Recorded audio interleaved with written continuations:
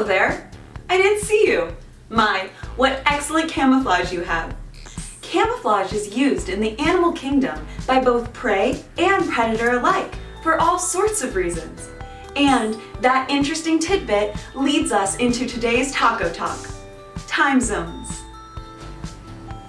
This instrument that I hold in my hands is instrumental in the discussion of time zones. Can anyone tell me what it is? Anyone? Fine, I'll just tell you. This is a clock. What is a clock, you ask? Well, in short, it's this.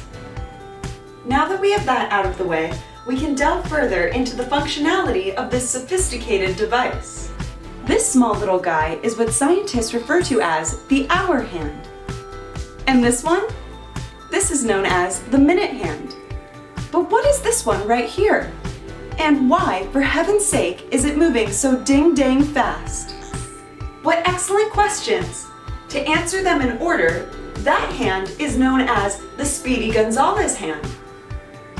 And it is going so ding-dang fast because it is the Speedy Gonzales hand. Therefore, it is speedy. So speedy, in fact, that it is barely perceptible by the human eye. So, using our cutting-edge technology, we will slow it down for you.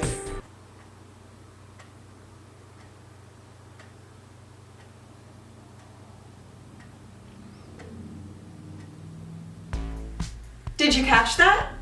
Now you did, because we slowed it down for you. You're welcome. Now that we've covered the basics, let us illustrate the concept of time zones with a little experiment.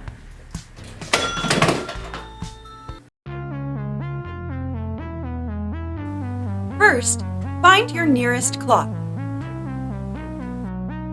Now that you have the clock, inspect it to familiarize yourself with its interface. You will notice several key features. The first thing that you are likely to notice is that there are 12 numbers arranged around the front, or face, of the surface.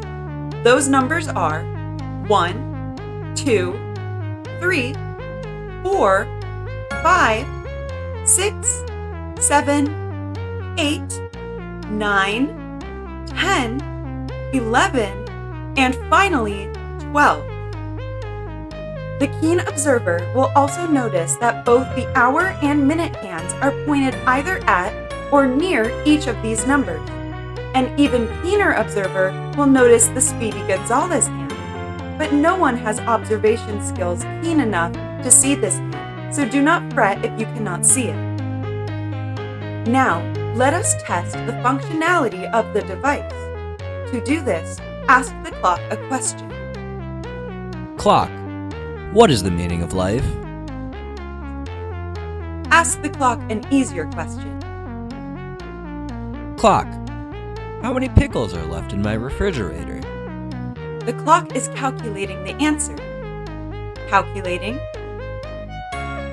Calculating. And done. The clock has your answer. Excellent.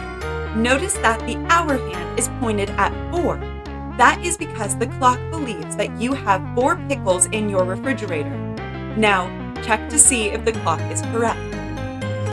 1, 2, 3, and 4.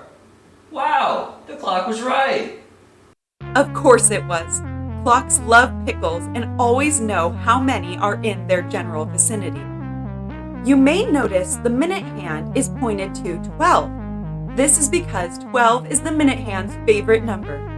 If the minute hand is ever not pointed to 12, be on guard. Something is surely amiss. Let's ask the clock another question and see what it says.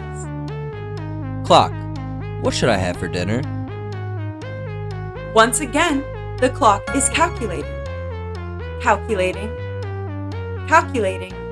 And done. Fascinating. The hour hand has landed on 7. But people can't eat 7.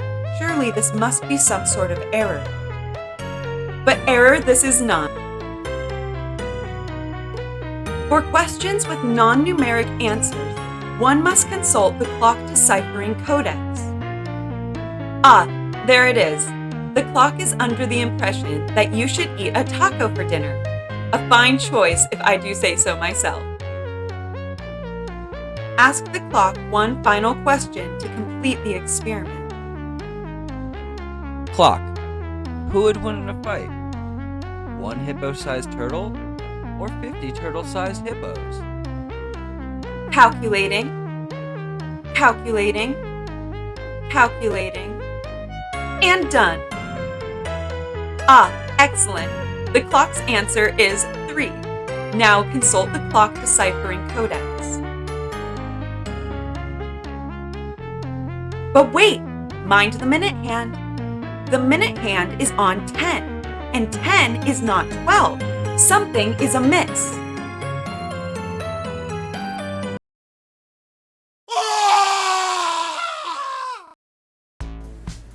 Oh, welcome back.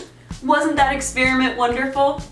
Now, you may be asking yourself, wasn't this Taco Talk supposed to be about time zones? Why is this lady talking about clocks? And to that, I can only respond, shut up. Let's do another experiment. First, grab the clock used in the previous experiment. Yes, you. Now go find that clock. Now that you once again have your clock, immediately get rid of it. Having done this, we can now test another one of the fascinating capabilities of clocks.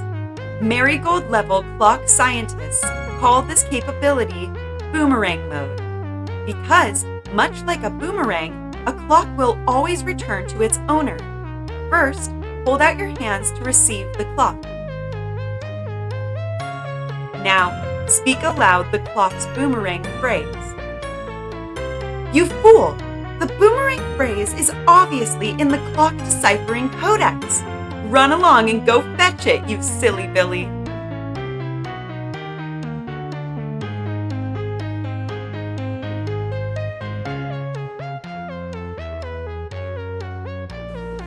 The iguana is sleeping. Wowee! It is true what they say. Clocks always find their way home. Now, let's put that thing that people say to the test. With the clock firmly in hand, find a hiding spot. Now, hide the clock.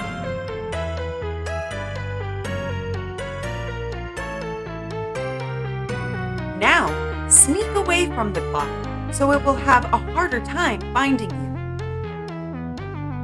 I said sneak. Sneakier. Sneakier. Once again, hold out your hands and speak the boomerang phrase aloud. The iguana is sleeping. Look at that! The clock found its way home. Let's wrap this experiment up with an easy one for the clock. It had a big day after all. Place the clock on the ground at your feet.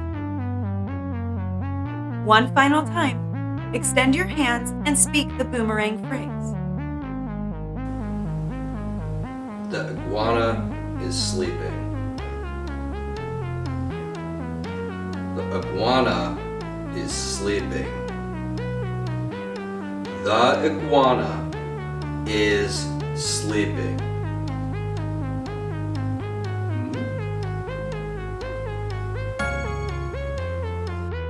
Huh, look at that. The clock didn't come back this time. This is more than likely because the clock feels as if you are growing codependent and would like some space. It just needs some time to itself. Well, that wraps it up for this one. We here at Tacocat University would like to once again thank you for coming to this week's lecture on time zones. Hopefully, you can join us again next week when we will be discussing another fascinating topic: clocks.